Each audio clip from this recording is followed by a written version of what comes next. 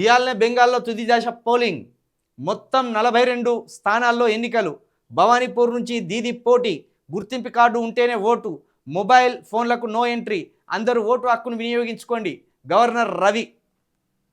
బెంగాల్లో ఇవాళ తుది దశ పోలింగ్ అట. 142 స్థానాల్లో ఈ పోలింగ్ జరగబోతుందట.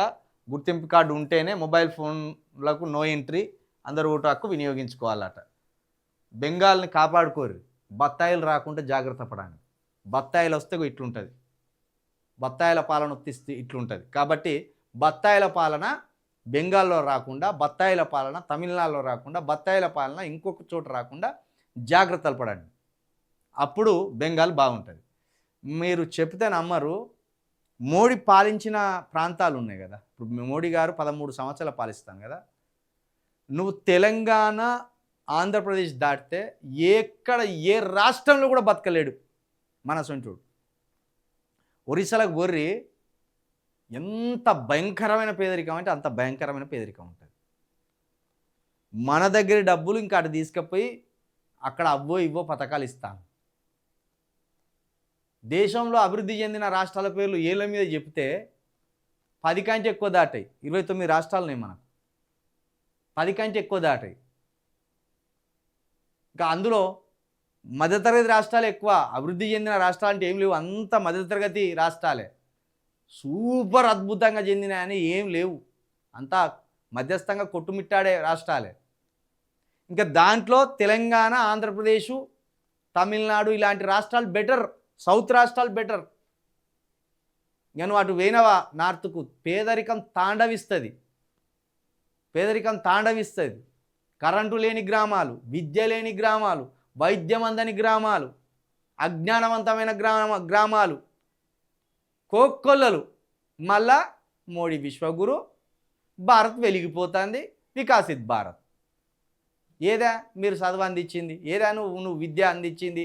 లేకపోతే వైద్యం అందించింది? ఎక్కడున్నాయి చూపి. గవే కాంగ్రెస్ హయాంలో కట్టిన యూనివర్సిటీలు.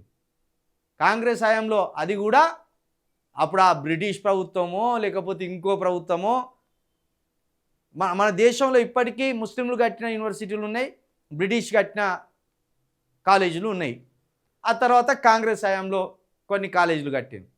మోడీ వచ్చినాక ఒక గొప్ప యూనివర్సిటీ ఏదైనా కట్టింది ఉంటే ఒక పేరు చెప్పుర్రి. గుళ్ళు కట్టుకుంటూ పోతాడు. ప్రజలకు ఆరోగ్యం నశిస్తే గుళ్ళ కురుకుతారా? హాస్పిటల్స్ కురుకుతారా? మనిషి చదువు లేకపోవడం వల్ల కాదు ఇంత దుస్థితి వచ్చింది. ఇప్పుడు ఈ మనిషికి చదువు లేకపోవడం వల్ల కదా శవాన్ని దోవుకొని వచ్చి చూపించింది.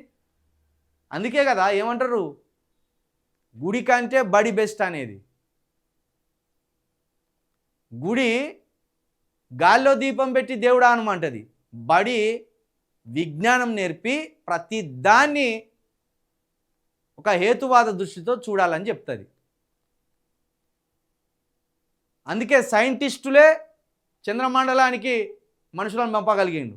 ఏ దేవుడు ప్రత్యక్షమై చంద్రమండలాన్ని మనకు చూపించలే.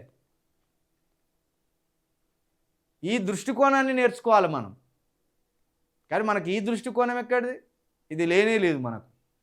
మనకు బత్తాయిలే ఎక్కువ మన దగ్గర దేశంలో. బత్తాయిలు. మోడీ పరిపాలనలో ఒక్క యూనివర్సిటీ లేదు, ఒక్క సూపర్ స్పెషాలిటీ హాస్పిటల్ కట్టలేదు, ఒక్క శాస్త్రవేత్తల కోసం అద్భుతం అనిపించే వాళ్ళు పరిశోధనలు చేసుకోవడానికి కొత్త ఏమీ అందించలేదు వాళ్ళకు.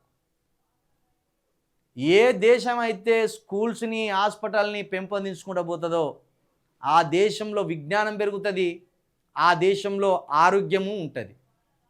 ఏ దేశంలో అయితే మత పిచ్చితోటి కొట్టుమిట్టాడుతారో ఒక పాకిస్తాన్ లాగా, ఒక ఆఫ్ఘనిస్తాన్ లాగా తయారవుతారు.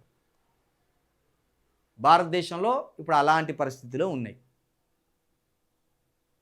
పాపం ఈ గిరిజనుడు చదువు ఇవ్వలేదు కాబట్టి అట్లా తయారయ్యాడు. పాపం చదువు ఉంటే స్టైల్గా సూటు బూట్ వేసుకొని పోయి ఇది మా చెల్లె అని ఆ పేపర్ నింపి ఇచ్చి ఆ ముఖాన పడేస్తే అధికారులు కూడా చూసుకొని ఇచ్చేసేటోళ్ళు. చదవండి, స్కూళ్ళు పెంచండి, హాస్పిటల్ పెంచండి మోడీ గారు. హాస్పిటల్స్ కట్టండి, స్కూల్స్ కట్టండి.